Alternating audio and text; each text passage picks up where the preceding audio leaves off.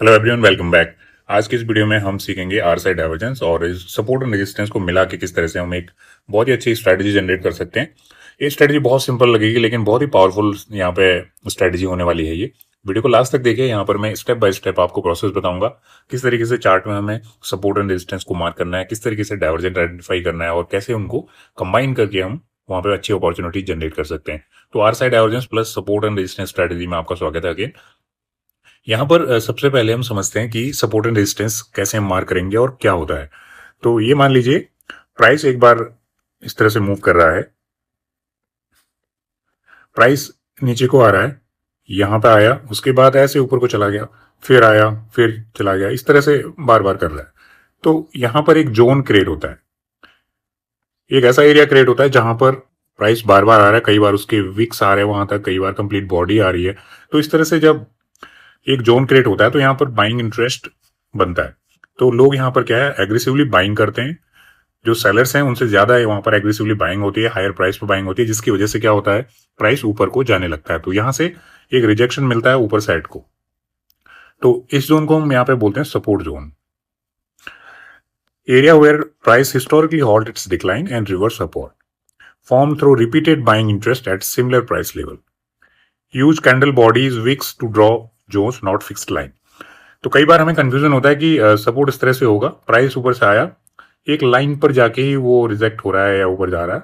जरूरी नहीं है ऐसा हो, ऐसा हो सकता है ट्रेंड लाइन के केस में, लेकिन हमेशा ऐसा नहीं भी होगा। तब भी हम उसको, यदि एक जोन में एक छोटे प्राइस लेवल पर यदि ये हो रहा है तो उसको हम सपोर्ट जोन ही मानेंगे।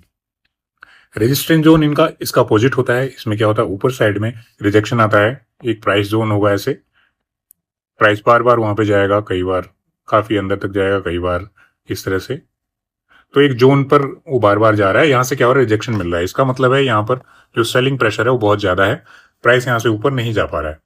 इसको तभी ब्रेक करेगा जब यहाँ पे ब्रेकआउट आएगा, और बहुत पावरफुल यहाँ पर ब्रेकआउट इसको चाहिए, उसमें अच्छे वॉल्यूम भी यहाँ पे होंगे, तब जाके इस लेवल को ब्रेक करेगा। तो नेक्स्ट टाइम क्या होगा, जो अभी तक रेजिस्टेंस था जोन, एक सपोर्ट जोन की तरह काम कर लेगा। जैसे इसको ब्रेक करेगा फिर एक सपोर्ट की तरह काम कर सकता है। तो area where price frequently stall और reverse downward indicate selling pressure और profit booking at higher price. यहाँ पर दो चीजें होती हैं, सेलिंग प्रेशर भी है, साथ में प्रेशर प्रॉफिट बुकिंग भी है। क्योंकि प्रॉफिट बुकिंग का मतलब है कि जिन लोगों ने नीचे लेवल पर बाइंग कर रखी है वो ऊपर जाके सेल कर रहे हैं, तो प्रॉफिट बुक भी कर रहे हैं, साथ में सेलिंग यहाँ पे जोन क्रिएट भी हो रहा है। Recognised by repeated price rejection with long upper wick. इसमें क्या होगा कि इसकी क्या इंडिकेशंस हैं, ऊपर साइड को आपको इस तरह की विक्स बड़ी बड़ी दिखेंगी, तो आगे हम चार्ट में देखेंगे ज्यादा। इसके भी कुछ नियम हैं कि कहां पर हम सपोर्ट एंड रेजिस्टेंस को ज्यादा कंफर्मेशन के साथ मान सकते हैं। Higher time frame zone carry more significance. जब भी हम हायर टाइम फ्रेम देखते हैं, जैसे कि डेली है, वीकली है या मंथली है, ये ज्यादा कंफर्मेशन वाले होते हैं। जो शॉर्ट टाइम फ्रेम होते हैं, 5 मिनट, 10 मिनट, 15 मिनट, इनमें समटाइम्स नॉइज होता है या फॉल्स भी, फॉल्स एक हमें सेंस भी हो सकता है कि ये रेजिस्टेंट या सपोर्ट जोन बन रहा है। तो इसलिए हमेशा इसको हायर टाइम फ्रेम के साथ में कंपेयर करना चाहिए, कंफर्मेशन वहां से लेना चाहिए। Zone remains valid until confirmed breakout और रिटेस्ट अकर। जैसे मैंने बताया, जोन तब तक वो माने जाएंगे रेजिस्टेंस और सपोर्ट जब तक वो ब्रेकआउट नहीं होते हैं, और ब्रेकआउट और रिटेस्ट, ब्रेकआउट होने के बाद कई बार फिर वो नीचे आ जाता है प्राइस। तो रिटेस्ट के बाद में भी आप देखेंगे प्राइस यदि टिका है, उससे नीचे नहीं आ रहा है, तो उसको हम ब्रेकआउट मानेंगे और वो जोन एक उसके बाद रेजिस्टेंस जोन नहीं रहेगा। Always focus on swing high and swing low to making mark this level. अब हम थोड़ा चार्ट में देखते हैं कि किस तरीके से जोन दिखते हैं हमें एक्चुअली चार्ट पर। एक चार्ट है ये वोल्टास का, इसमें आप देखेंगे क्या हो रहा है, 2022 के आसपास का चार्ट है। प्राइस यहां से ऊपर को गया, यहां पर इसने हाई बनाया, अगेन नीचे आया, थोड़ा नीचे से इस तरह से मूव किया, फिर उस एरिया पे गया, फिर वहां से रिजेक्शन आया। ये चीज कई बार यहाँ पे हुई है। यहाँ पर आप देखें बड़ी विक भी आपको नजर आ रही है, यहाँ पर भी कई सारे विक। तो ये डेली टाइम फ्रेम में यूज कर रहा हूँ, इसमें भी आप देखें कई बार इस प्राइस जोन पर ही प्राइस गया है। ये प्राइस जोन आपका 1300 से लेके 1350 तक के आसपास का बन रहा है। तो डेली टाइम फ्रेम में थोड़ा बड़ा टाइम फ्रेम है, इसलिए आपको ये यहाँ पे क्लियरली रेजिस्टेंस नजर आ रहा है। इस जोन को हम रेजिस्टेंस जोन कहेंगे। ये बहुत क्लियर है। यहाँ पर जब भी प्राइस यहाँ पर आता है, लोग यहाँ पर सेल करते हैं। जिन लोगों ने इस इन जोन पे खरीदा होगा वो लोग प्रॉफिट यहाँ पे लेते हैं। तो इसकी वजह से क्या होता है, प्राइस इसको ब्रेक कर ही नहीं पाता है।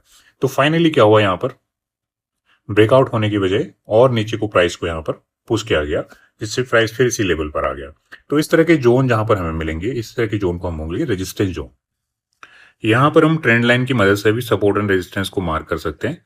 जैसे कि इस चार्ट के एग्जाम्पल में हम देख रहे हैं, यहाँ पर मैंने एक लाइन ड्रॉ करी है जो कई सारे हाइज को कनेक्ट कर रही है यहाँ पे। तो इसमें क्या है, मिनिमम 2 हमें पॉइंट कनेक्ट करने होते हैं एक ट्रेंड लाइन को वैलिड मानने के लिए। तो यहाँ पर मैंने ये दो यदि कनेक्ट किए, तो नेक्स्ट जब भी प्राइस यहाँ पर आएगा, मैं इसको ये एज्यूम करूंगा कि एक रेजिस्टेंस लेवल है, यहाँ से रिजेक्शन मिल सकता है। तो समटाइम्स क्या होता है, हमें इस तरह से ही प्राइस रिजेक्शन नहीं मिलता है, जैसा कि हम प्रीवियस चार्ट में देख रहे थे। तो हमें कई बार ट्रेंड लाइन की मदद या मूविंग एवरेज की मदद भी लेनी पड़ती है सपोर्ट एंड रेजिस्टेंस को मार्क करने के लिए। तो यहाँ पर मैंने ट्रेंड लाइन की मदद ली, तो इससे मुझे पता चला कि इस जोन पर अगेन रेजिस्टेंस है जब भी प्राइस यहाँ पर आया और यहाँ से रिजेक्ट हुआ, और यहाँ पर मुझे क्लियर दिख रहा है ब्रेकआउट। तो यहाँ पर प्राइस ने इसको ब्रेक किया और ऊपर तक गया, फिर रिटेस्ट करने आया, फिर आप देख सकते हैं उसके बाद इस तरह से प्राइस के पैटर्न यहाँ पे बने।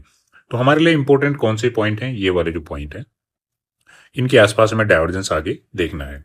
तो ये एक जस्ट एग्जाम्पल है कि हमें किस तरह से रेजिस्टेंस दिख सकते हैं। एक और एग्जाम्पल है यहाँ पर रेजिस्टेंस का। यहाँ पर क्या हुआ, प्राइस यहाँ से ऊपर गया है, उसके बाद इस प्राइस जोन पर कई बार आप देख सकते हैं रिजेक्शन यहाँ पे मिला है, इसको ऊपर से स्ट्रांगली सेलिंग हो रही है, प्राइस को इसके ऊपर जाने नहीं दिया जा रहा है, और फाइनली क्या हुआ, प्राइस वहां से ऊपर जा ही नहीं पाया और फिर नीचे को आ गया। तो ये कि बहुत ही स्ट्रांग रेजिस्टेंस जोन यहाँ पर माना जाएगा। तो इस चार्ट में हमें यही बताया जा रहा है। अब बात करते हैं सपोर्ट जोन की। हमने रेजिस्टेंस जोन देखे, सपोर्ट जोन किस तरह से दिखेंगे हमें। इसमें प्राइस ऊपर से आता है और एक प्राइस पॉइंट पर आके रिवर्स होने लगता है, जैसे यहाँ पर हुआ, और सेम चीज होती है अगली बार भी। फिर यहाँ पर आया, कई बार यहाँ पर रिजेक्शन मिले, अगेन यहाँ पर हुआ। तो आप देख सकते हैं लगभग 3 बार प्राइस यहाँ पर आया और यहाँ से रिजेक्ट होके गया। तो ये एक सपोर्ट जोन की तरह काम कर रहा है, तो इसको हम एक सपोर्ट एरिया मानेंगे, सपोर्ट जोन मानेंगे। तो बहुत सिंपल है इसको आइडेंटिफाई करना चार्ट पे। यदि बिगनर्स हैं तो थोड़ा सा आपको प्रैक्टिस की जरूरत है, उसके बाद आपको ये बहुत आसानी से समझ में आ जाएगा। अब बात करते हैं RSI divergence as a momentum signal. किस तरीके से आरसाई डाइवर्जेंस की हम मोमेंटम सिग्नल यहाँ पे स्पॉट कर सकते हैं। डाइवर्जेंस क्या होता है इसके बारे में हम डिटेल में बात कर चुके हैं पहले ही। RSI divergence occur when price and RSI move in opposite direction, signaling a potential momentum reversal. Divergence का मतलब है कि प्राइस और RSI एक दूसरे के अगेंस्ट मूव कर रहे हैं। जनरली ये एक दूसरे के साथ मूव करते हैं। यदि प्राइस इस तरह से जा रहा है तो RSI भी इस तरह से ही मूव करता है। समटाइम्स क्या होता है, प्राइस ऐसे जा रहा है, RSI इस तरह से जाने लगता है, यानी अपोजिट जाने लगता है, तो वहां हम डाइवर्जेंस कहते हैं। बेसिकली ये दो तरह के होते हैं, bullish divergence and bearish divergence. Price forms higher low and RSI forms higher high, higher low.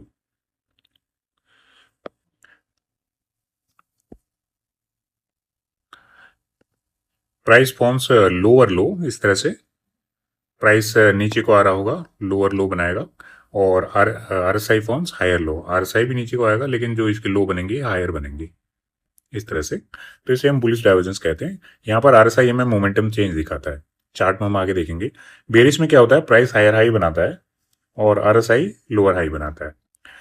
RSI यहाँ पर हम 14 पीरियड यूज करते हैं, और बुलिश डाइवर्जेंस के लिए जो रिलायबल है RSI का जो 30 एंड 40 के बीच में है।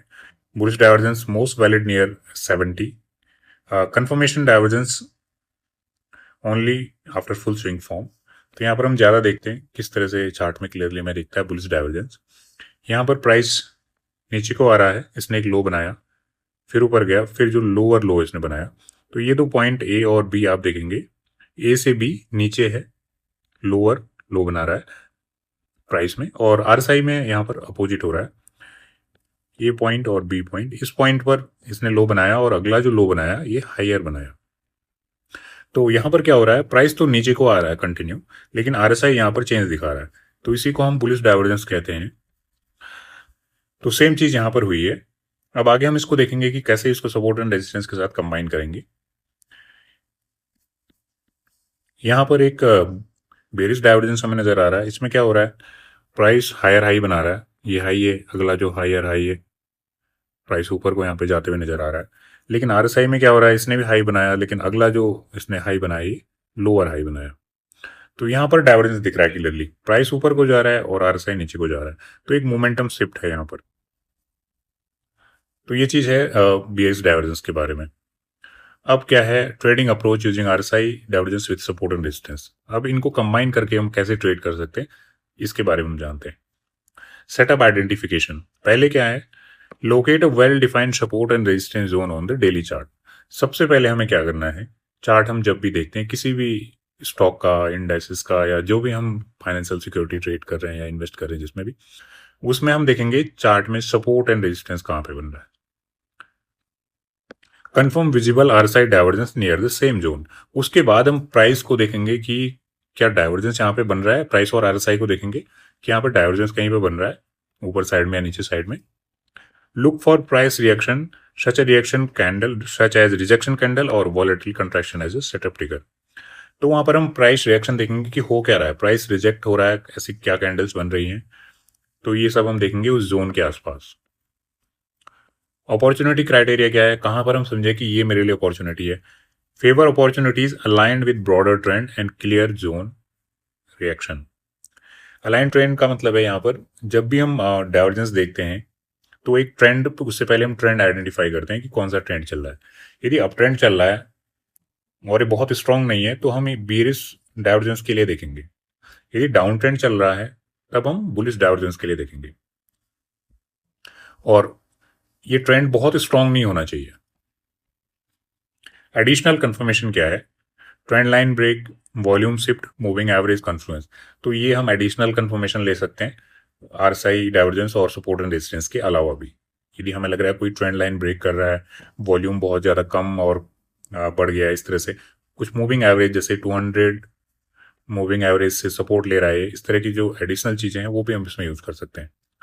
Avoid setup during uncertain conditions and major schedule event. तो ये हमें हमेशा ध्यान रखना चाहिए कि जो भी हम स्ट्रैटेजी या कोई भी चीज़ प्लान कर रहे हैं तो इवेंट के आसपास नहीं होना चाहिए, क्योंकि इवेंट में क्या होता है, सेंटिमेंट काम करते हैं, और सेंटिमेंट जब काम करते हैं शॉर्ट टर्म में तो कोई भी प्राइस एक्शन, कोई भी स्ट्रैटेजी वहाँ पे फेल हो सकती है। तो ऑलवेज ये चीज़ ध्यान में रखना है कि सेंटिमेंट हमेशा शॉर्ट टर्म में काम करते हैं, और जो फंडामेंटल्स हैं ये लॉन्ग टर्म में ज़्यादा काम करते हैं। तो जो सेटअप है वो हमारे इवेंट के आसपास नहीं हो तो अच्छा है। जैसे इवेंट का मतलब है कि कोई अर्निंग रिलीज है कंपनी की, या कोई पॉलिटिकल इवेंट है, इंटरनेशनल इवेंट्स हैं जैसे फेड रेट चेंज, इस तरह की चीज़ें, और आप किसी फाइनेंशियल सिक्योरिटी में काम कर रहे हैं और उसी दिन यूएस फेड का कुछ रेट चेंज का आ रहा है, या कोई और भी ऐसे इवेंट्स हैं जो मार्केट पे काफ़ी असर कर सकते हैं, तो उनके आसपास हमें अवॉइड करना चाहिए। Risk management and exit plan, face invalidation beyond zone and divergence structure. तो रिस्क मैनेजमेंट में हमारा सबसे बेस्ट है स्टॉप लॉस है, और हमें हमेशा तैयार रहना चाहिए कि जो भी हमने यहाँ पर डाइवर्जेंस देखा है और सपोर्ट एंड रेजिस्टेंस के साथ में कंबाइन किया है, यदि ये फेल हो गया तो हमें कहाँ पर निकलना है। ऐसा नहीं कि हम उस पर बने रहें, बिल्कुल। यदि वो हमारा गलत निकल गया है, हमने गलत स्पॉट कर लिया है, तो हमें निकलने की हमारी स्ट्रैटेजी भी वहाँ पे तैयार रहनी चाहिए कि कब हमें निकलना है। तो एक प्राइस हम वहाँ पे फिक्स कर सकते हैं कि यदि ये फेल हुआ तो मैं यहाँ पे निकल जाऊंगा, सो दैट हम नेक्स्ट अपॉर्चुनिटी के लिए तैयार हो सकें, रेदर देन कि उसी लूजिंग ट्रेड को हम होल्ड करें अपने पास। Manage position sizing, position towards next significant zone and until RSI return to the neutral position. तो इस तरह की जो सिचुएशन से हमें डाइवर्जेंस बार बार मिलेंगे, बट हमें अपॉर्चुनिटी को बार बार देखता रहना है, स्पॉट करते रहना है चार्ट पे। तो यहाँ पर एक एग्जाम्पल है कि कैसे ये हमें दिखेगा और किस तरह से हमें इसे काम में लेना है। यहाँ पर एक प्राइस में आप देखेंगे क्या हो रहा है, एक सपोर्ट जोन हमें क्लियर दिख रहा है यहाँ पे, और सपोर्ट जोन के आसपास हम देखेंगे तो बुलिश डाइवर्जेंस के बारे में बात करेंगे। तो यहाँ पर वही चीज़ हो रही है, यहाँ पर प्राइस ने लो बनाया और अगला जो लो है वो लोअर लो बनाया है, और हमें ये भी दिख रहा है कि एक सपोर्ट जोन है ये, और आरएसआई में हमें क्लियर डाइवर्जेंस दिख रहा है। आरएसआई ने लो बनाया और अगला जो लो है हायर लो बनाया, तो हमें ये पता चल गया कि आरएसआई ने यहाँ पर हमें सिग्नल दे दिया है डाइवर्जेंस का, तो हमने डाइवर्जेंस स्पॉट कर लिया है। अगला हमारा जो काम है वो है कि रेजिस्टेंस और सपोर्ट और रेजिस्टेंस। तो यहाँ पे सपोर्ट हमें दिख रहा है क्लियरली, और अगली और हम क्या इंपॉर्टेंट चीज देख सकते हैं, कैंडल फॉर्मेशन क्या है। कई सारी बुलिश कैंडल्स बनती हैं, क्या उस तरह की कोई कैंडल यहाँ पे बन रही है? यदि बन रही है तो हमारे पास यहाँ पे 3 कन्फर्मेशन हो गए। तो 3 कन्फर्मेशन के बाद में हम जो भी ट्रेड लेते हैं या ऐसा कुछ प्लान करते हैं, तो उसकी प्रोबेबिलिटी यहाँ पे बढ़ जाती है कि वो सही हो या हमारे डायरेक्शन में काम करे। इसके वजह कि हम केवल एक चीज़ देखें और उस पर ट्रेड ले लें, तो ज़्यादा से ज़्यादा हमें कन्फर्मेशन यदि मिले तो ज़्यादा अच्छा रहता है, प्रोबेबिलिटी बढ़ जाती है। तो यहाँ पे चार्ट में हमें क्लियर दिख रहा है कि काफ़ी अच्छा यहाँ पर इसने रिजल्ट दिया है इस सिग्नल के बाद। सेम चीज़ यहाँ पर भी हम देख रहे हैं एक आइसर मोटर में। इसमें क्या हुआ है, अप ट्रेंड चल रहा है और एक रेजिस्टेंस यहाँ पे जोन क्रिएट हुआ, और साथ ही साथ आप देखें यहाँ पर हाई बनाया, अगला जो हायर हाई बनाया, तो प्राइस यहाँ पर हायर हाई बना रहा है, लेकिन आरएसआई में हाई तो बनाया, अगला जो हाई है ये लोअर हाई है। तो यहाँ पर हमें हल्का सा डाइवर्जेंस नजर आया है, और हमने ये भी देखा कि ये रेजिस्टेंस जोन है। तो एक हमारे लिए एक पोटेंशियल अपॉर्चुनिटी यहाँ पर है। इसके बाद में प्राइस काफ़ी नीचे तक आया है, आप देख सकते हैं यहाँ पे, और फिर ये चीज़ हुई है यहाँ पर उसी जोन के आसपास हाई बनाया और अगला हायर हाई बनाया। हमें पता है इसके आसपास रेजिस्टेंस जोन है, और यहाँ पे डाइवर्जेंस हमें क्लियर दिख रहा है, हाई बनाया और लोअर हाई बनाया। तो यहाँ पे दोनों चीज़ें हैं, RSI divergence plus support and resistance का कॉम्बिनेशन। यदि कोई कैंडल फॉर्मेशन मिल गई तो और अच्छा है। तो यहाँ पर भी हमारा जो ये सेटअप है ये काम किया है, और उसने अच्छा यहाँ पर रिजल्ट दिया है। तो हमें ये चीज़ें बार बार स्पॉट करनी पड़ेंगी चार्ट में। यहाँ पर एक ट्रेंड लाइन की मदद से हमें सेटअप नज़र आ रहा है। ये हमने ट्रेंड लाइन यहाँ पर ड्रॉ करी, रेजिस्टेंस यहाँ पर, आगे जाके फिर इसने इसको वैलिड किया, अगेन इसने वैलिड किया। इससे पहले यहाँ पर क्या हुआ, हाई बनाया गया है और ये हायर हाई बनाया है, और यहाँ पर प्राइस आरएसआई में high and lower high, bullish bearish divergence है ये, और ट्रेंड लाइन हमें ये बता रही है कि ये रेजिस्टेंस है। तो यहाँ पर बहुत ही अच्छा हमें देख सकते हैं, एक यहाँ पर ट्रेड मिला है 2241, यहाँ पर इसके आसपास से लेके 1614 तक। तो इस तरह से हमें आरएसआई डाइवर्जेंस स्पॉट करने सपोर्ट एंड रेजिस्टेंस के आसपास में। अब बात करते हैं मिस्टेक्स की, क्या क्या मिस्टेक्स हो सकते हैं या क्या क्या मिस्टेक्स हम करते हैं इस तरह के सेटअप में। पहला है यूजिंग वीक और अनटेस्टेड जोन। तो जो सपोर्ट एंड रेजिस्टेंस है ये वीक नहीं होना चाहिए, स्ट्रांग होना चाहिए, अनटेस्टेड नहीं होना चाहिए। यहाँ पर रिजेक्शन अच्छे खासे होने चाहिए, केवल एक बार में रिजेक्ट हुआ तो उसको हम सब नहीं मान सकते। आप कोशिश कीजिए कि वहाँ पे अच्छा रिजेक्शन मिल रहा है। कन्फर्मिंग डाइवर्जेंस टू अर्ली, कई बार हम जल्दीबाजी में क्या करते हैं, डाइवर्जेंस को कंफर्म मान लेते हैं कि ये डाइवर्जेंस हो गया है, हम वेट नहीं करते उसका। आरएसआई और भी बिहेव नहीं डिफरेंट बिहेव कर सकता है। तो डेली टाइम फ्रेम में यदि आप स्विंग प्लस पोजिशनल तरह के ट्रेडर हैं जो इस तरह की ट्रेड करते हैं, तो डेली टाइम फ्रेम में क्लोजिंग के बाद ही हम ये सब डिसाइड कर सकते हैं कि यहाँ पर क्या बन रहा है, उससे हमें और अच्छा सिग्नल मिल सकता है। स्किपिंग प्राइस कंफर्मेशन सिग्नल, यहाँ पर हम जो प्राइस के कंफर्मेशन सिग्नल है उनको स्किप कर देते हैं या उनको इग्नोर कर देते हैं, वो नहीं करना है। ट्रेडिंग इन साइडवेज मार्केट, तो साइडवेज मार्केट में हम इसको बार बार अप्लाई करते हैं। Ignoring higher time frame trend, जो टाइम फ्रेम है उसको हम छोटे टाइम फ्रेम में करते हैं, जिससे हमें कई बार फॉल सिग्नल मिलते हैं 5 मिनट 15 मिनट में। तो बड़े टाइम फ्रेम में जैसे मैंने बताया डेली या 4 आवर्स, इस तरह के टाइम फ्रेम काफ़ी अच्छे माने जाते हैं। Entering after price has moved far, कई बार डाइवर्जेंस काफ़ी दिन पहले हो गया है उसके बाद हम कर रहे हैं इंटर, तो वो हम अपॉर्चुनिटी मिस कर चुके होते हैं। नो क्लियर एग्जिट प्लान और इनवैलिडेशन प्लान, तो जब भी डाइवर्जेंस हमारा फेल होता है या सेटअप हमारा फेल होता है, जो कि हो सकता है, तो उसके बाद का हमारे पास प्लान रेडी नहीं होता है कि हमें निकलना कहाँ पर है, एग्जिट कहाँ पर करना है, और उसकी वजह से हम रॉन्ग ट्रेड अपने पोर्टफोलियो में होल्ड करते हैं, तो वो गलत चीज़ है। हमें एक क्लियर प्लान होना चाहिए कि कहाँ पर हमें एग्जिट करना है। Relying only RSI without confluence, तो केवल एक आरएसआई पर आपको नहीं डिपेंड यहाँ पे रहना है, आपको अदर जो इंडिकेटर्स हैं उनका भी यूज़ करना है, जैसे मैकडी प्लस जैसे मैंने बताया support and resistance, moving average, इस तरह से आप इनका यूज करके जितने ज़्यादा कंफर्मेशन होंगे उतनी प्रॉबिलिटी यहाँ पर बढ़ती है। तो ये था बेसिकली किस तरीके से हम आरएसआई डाइवर्जेंस को सपोर्ट एंड रेजिस्टेंस के साथ मिला के किस तरह से बहुत ही स्मूथ सिग्नल जनरेट कर सकते हैं अपने स्विंग प्लस पोजिशनल ट्रेडिंग के लिए।